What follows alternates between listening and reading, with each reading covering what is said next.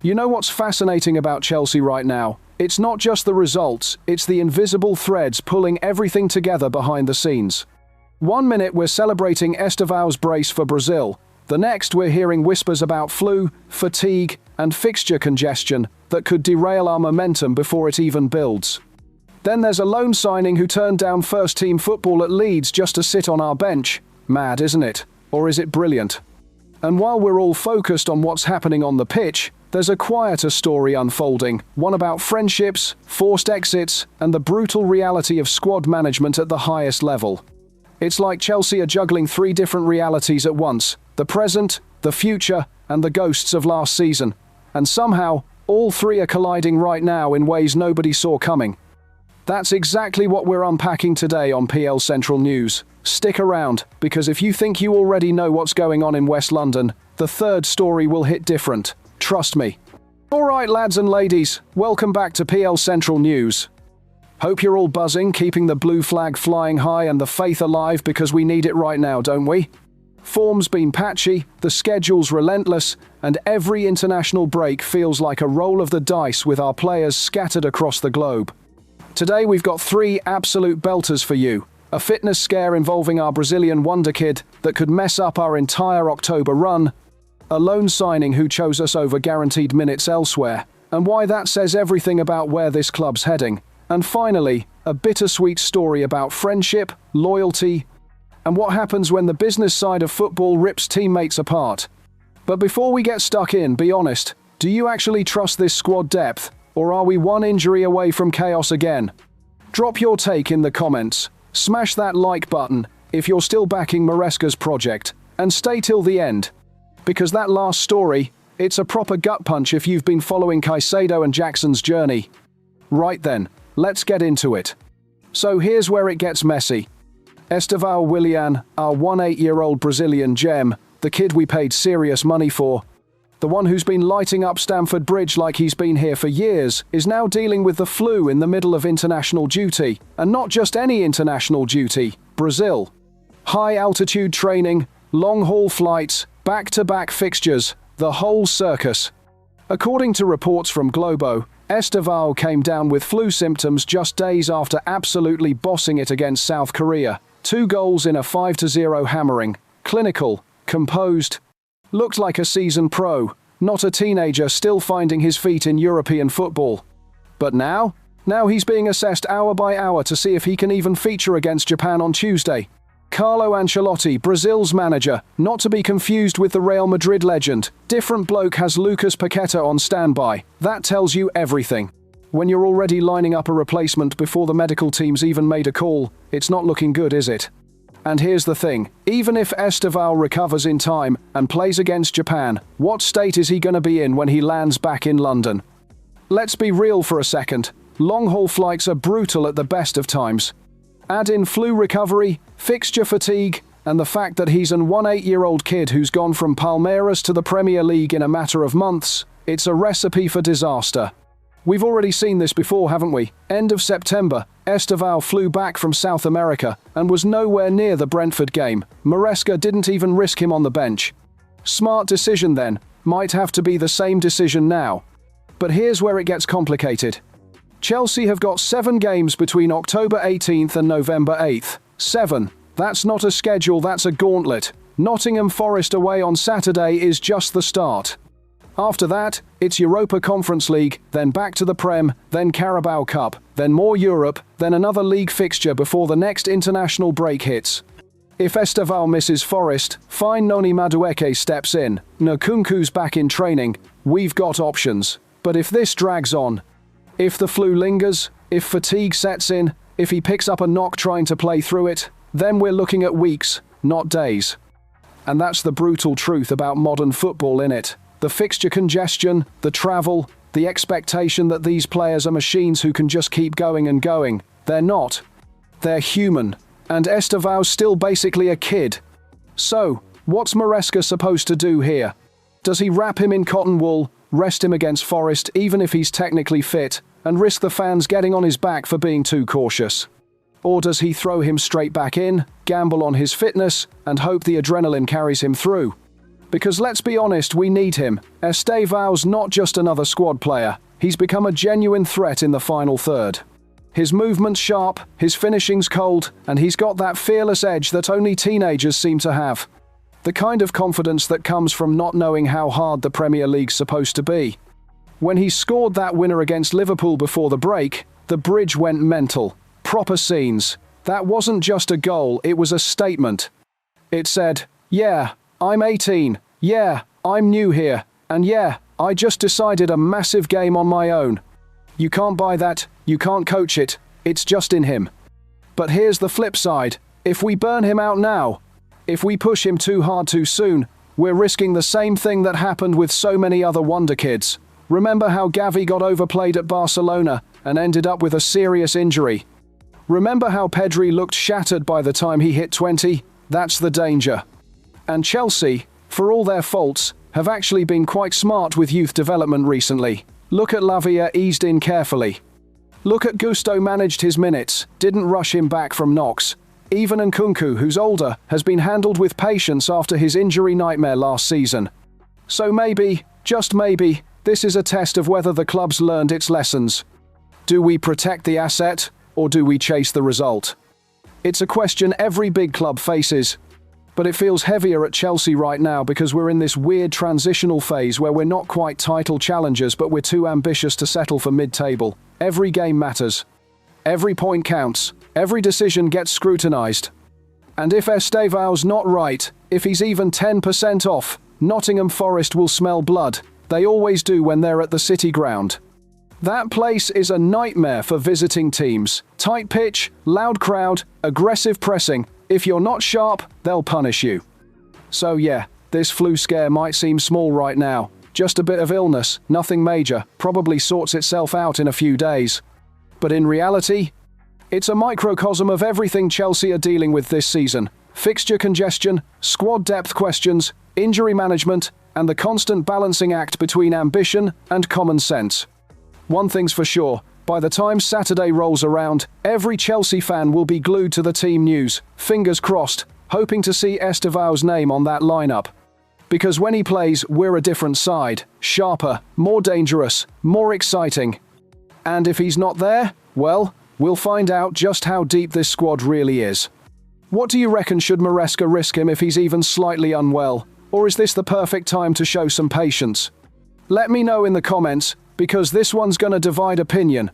Now this one's interesting, because it tells you everything about where Chelsea are as a club right now, and where they're heading. Facundo Buonanotte. Remember that name? Young Argentine midfielder, came in on loan, barely played, looked like a bizarre signing at the time. Leeds wanted him, Proper wanted him. They'd just been promoted, they needed creativity in midfield, and Buonanotte was ready to be a key man for them. Guaranteed starts, first-team football every week, a chance to make a name for himself in the Premier League with a club that would build around him. And he said no. He chose Chelsea instead, chose to sit on the bench, scrap for minutes, and fight for his place in one of the most competitive squads in Europe. Mad decision, right? Or is it? Because in a recent interview, Buonanotte explained his thinking, and honestly, it makes perfect sense when you hear it in his own words. He said, "What you want is to play so you can be in the Argentine national team, but when a club as big as Chelsea comes along, you can't say no. I wanted to take on this challenge to prove I'm up to it. Very happy, and very comfortable. It's the best league in the world. It never ceases to surprise you. Something different can happen every minute." Read that again. You can't say no. That's not arrogance. That's not naivety. That's a kid who understands the weight of the Chelsea badge, even if he's barely had a chance to wear it in a proper match. And that matters. That tells you something about the pull this club still has, even in a rebuilding phase, even when we're not winning trophies every season. Even when the squad's bloated and the pathway to the first team looks impossible. Because here's the truth, clubs like Chelsea don't just offer football, they offer a platform, a legacy, a level of scrutiny and expectation that either breaks you or makes you world-class. Buonanotte's had 90 minutes for us, one League Cup game against Lincoln City. And yeah, he scored the winner fair play, but that's it. That's his entire Chelsea career so far. One goal in one game, and then back to the bench. But he's not complaining. He's not agitating for a move. He's not doing the whole "I'm not being treated fairly" routine that so many loan signings fall into. Instead, he's backing himself. He's saying, "I know I'm good enough. I know my time will come, and when it does, I'll be ready." That's the mentality you want at this club. That's proper Chelsea DNA, innit? The refusal to take the easy route. The belief that if you're good enough, you'll force your way in.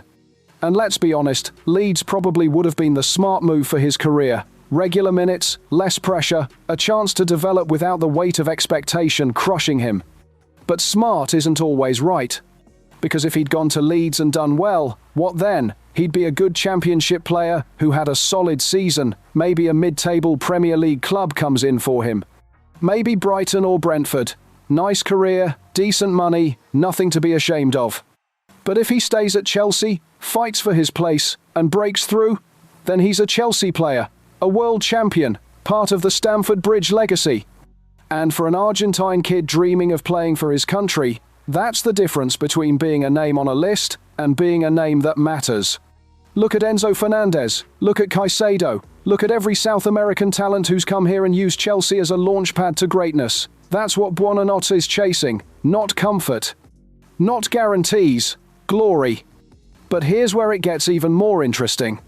Buonanotte's not just sitting quietly on the bench, keeping his head down and hoping for the best. He's building relationships. He's integrating into the squad. He's making himself part of the culture. In the same interview, he opened up about his friendship with Alejandro Garnacho, the Manchester United lad we nicked in the summer, and what he said was proper revealing. He talked about how Garnacho's a very good person and how they've got a strong bond because they're the same age and both Argentine. But then he said something that caught my attention. He might have had problems at the club, which can happen to any player, but that doesn't take away from the fact that he is a wonderful person, and here at Chelsea, we are very happy to have him. Now, that's carefully worded, innit? Might have had problems at the club. We all know what that means. Garnacho didn't leave United on good terms. There was tension with Ruben Amorim. There were whispers about attitude, about inconsistency, about him not fitting the system. United fans were split on whether losing him was a mistake or a relief. But Buonanotte's defending him, publicly, in an interview that'll be read by everyone. That's not just media training, that's loyalty. That's a teammate standing up for another teammate, saying, "I don't care what happened at his old club, he's one of us now." And that matters more than people realise, because squad harmony isn't just about talent, it's about trust. It's about knowing the bloke next to you has your back, even when things get messy. Chelsea have had problems with that in the past, haven't they? Cliques forming, egos clashing, players leaking stories to the press when they're unhappy. But this feels different. This feels like the start of something healthier. A group of young players who actually rate each other, who want to succeed together, who aren't just here for the paycheck. And Buonanotte's right in the middle of it, not as a star, not as a guaranteed starter, but as a connector, a bridge between the South Americans, the academy lads, the big money signings. That's valuable. Maybe more valuable than 90 minutes every week at Leeds. Because when his chance finally comes, and it will, the schedule's too brutal for it not to, he'll already be part of the fabric of the squad. He won't be the new kid trying to prove himself. He'll be Facu, the lad who chose Chelsea when he could have taken the easy route, the one who backed himself when nobody else would. So yeah, from the outside, it looked like a mad decision. Bench at Chelsea over starts at Leeds, bonkers. But when you dig deeper, when you hear him talk, when you see how he's building his place in the squad, even without the minutes, it starts to make sense. This isn't just about football, it's about belief, it's about legacy, it's about proving you belong at the highest level, even if the path there is harder than it needs to be. And honestly, I respect it. We should all respect it. Because that's the kind of mentality that wins trophies, not the easy route, the hard one. Do you think Buonanotte made the right call? Or should he have gone to Leeds and backed himself there? Drop your thoughts below, because I know this one's gonna split opinion. Right, this one's gonna hurt a bit, fair warning. Because we're talking about friendship, loyalty, and what happens when the business side of football rips it all apart. Moises Caicedo recently did an interview with Ecuadorian outlet Piso 17, and he opened up about his best mate at Chelsea, not Enzo, Not Lavia, not any of the current lads still here. Nicolas Jackson. The Senegal striker who left for Bayern Munich on loan this summer, the one who was deemed surplus to requirements after we signed Liam Delap and João Pedro during the Club World Cup. Caicedo said, "My best friend at Chelsea was Jackson, but he left the team. I used to go everywhere with him. He went to my house, I went to his. We played on the PlayStation and I always beat him." You can hear it in his words, can't you? The past tense, was, not is, was. Because Jackson's gone. And even though it's just a loan, even though there's a chance he comes back, it feels more permanent than that. It feels like the end of something. And the numbers back up how tight they were. Caicedo and Jackson played 5,390 minutes together, 75 games, averaged 1.85 points per game when they were both on the pitch. Combined for 5 goals. That's not just teammates, that's a partnership, a genuine bond. They came in the same summer 2023, both big money signings, both under massive pressure to prove themselves, both knowing they'd sink or swim together, and they didn't just survive, they thrived. Conference League winners, Club World Cup champions, part of the core that dragged Chelsea back to respectability after the chaos of the previous season. But football doesn't care about friendships, does it? It doesn't care about bonds or loyalty or who plays FIFA together after training. It cares about results, and when Delap and Pedro arrived during the Club World Cup, Jackson's position at the club changed overnight. Suddenly, he wasn't the undisputed starter. He was competition. He was rotation. He was, in the eyes of the board, expendable. And that's the bit that stings, because Jackson gave everything to Chelsea. 30 goals, 12 assists, 81 games. He wasn't just a squad player, padding his stats in dead rubbers, he was crucial to 2 trophy wins. But it didn't matter, the club moved on, Bayern came calling, and Jackson was shipped out on loan with an option to buy. And here's where it gets even more brutal. After scoring his first goal for Bayern against Paphos in the Champions League, Jackson did a press conference, and what he said was telling. He said, "It wasn't easy, but we played a very good game and worked hard. I'm very happy to score my first goal for the club. I'm still getting back to full fitness because I hadn't played and trained alone for 2 months. I'm working hard every day. I'm very happy here. Everyone welcomed me very well. I feel at home. We'll see what the future brings." Trained alone for 2 months. Let that sink in. Chelsea forced him to train by himself for 2 months before his move was finalised. Not with the squad, not even with the reserves. Alone. That's not squad management, that's exile. And yeah, I get it, clubs do this all the time when they're trying to push a player out. It's a tactic, it's business. It sends a message, you're not part of the plan, so don't get comfortable. But it's also cold, ruthless. And when it's happening to a bloke who was Caicedo's best mate, who won trophies for this club, who gave everything he had in a Chelsea shirt, it feels wrong. Because Jackson didn't fail here. He wasn't a flop. He was a success, just not successful enough to survive the next wave of investment. And that's modern Chelsea, innit? The cycle never stops. You win trophies, you think you've made it, and then the club signs someone younger, faster, more expensive, and suddenly you're yesterday's news. It's harsh, but it's reality.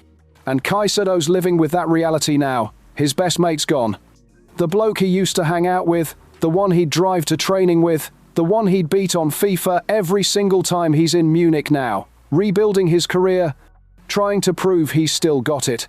Meanwhile, Caicedo's still here, still performing, still one of the best defensive midfielders in Europe, but you can hear it in his voice when he talks about Jackson. There's a sadness there, a recognition that this is just how it goes. Friendships in football are temporary, careers are temporary, everything's temporary except the badge. And that's the bit that makes you wonder, is it worth it? Is the constant churn, the revolving door of players, the ruthless decision-making, is it actually making us better? Or is it just making us efficient at moving pieces around a board without ever stopping to ask what we're losing in the process? Because yeah, we've got Delap now, we've got Pedro, both brilliant players, both exciting prospects, but we've also lost Jackson. We've lost the chemistry he had with Caicedo.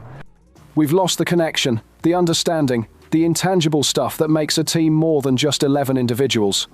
And maybe that doesn't matter. Maybe modern football's moved past that. Maybe it's all data now, all analytics, all about maximizing output and minimizing sentiment. But I don't know, mate. I still think there's value in loyalty, in stability, in letting players build something together, instead of constantly tearing it down and starting over. Jackson's at Bayern now, and fair play to him. He's settling in, he's scoring goals, he's proving the doubters wrong. But there's a part of me that wonders what could have been if we'd kept him. If we'd backed him. If we'd said, "You're part of this, and we're building around you." Instead, we moved on. We always move on. And Caicedo's left behind, talking about his best mate in the past tense, probably wondering who's next. So yeah, this one's bittersweet, because it's a reminder that football isn't just about trophies and tactics and transfer fees. It's about people, and sometimes, in the pursuit of perfection, we forget that. Do you think Chelsea were right to let Jackson go, or did we make a mistake losing him? Let me know in the comments. I'm genuinely curious how you lot feel about this one. So there you have it, 3 stories, 3 very different sides of Chelsea right now. Estevão's flu scare a reminder that fixture congestion and international duty can derail even the brightest talents. Buonanotte's choice proof that the Chelsea badge still means something, even to a kid sitting on the bench. And Caicedo's tribute to Jackson, a glimpse into the human cost of constant squad churn. Which one hits hardest for you? The fitness gamble, the loyalty call, or the brutal goodbye? Let me know in the comments. Smash that like button if you're still backing this project, and share this video with every blue who refuses to give up on this team. Because at the end of the day, that's what it's about, innit? Sticking together, through the chaos, the uncertainty, the endless rebuild. We're Chelsea. We've been through worse, and we'll come through this too. Until next time, keep the faith, keep it classy, and remember, London is blue, and this is PL Central News.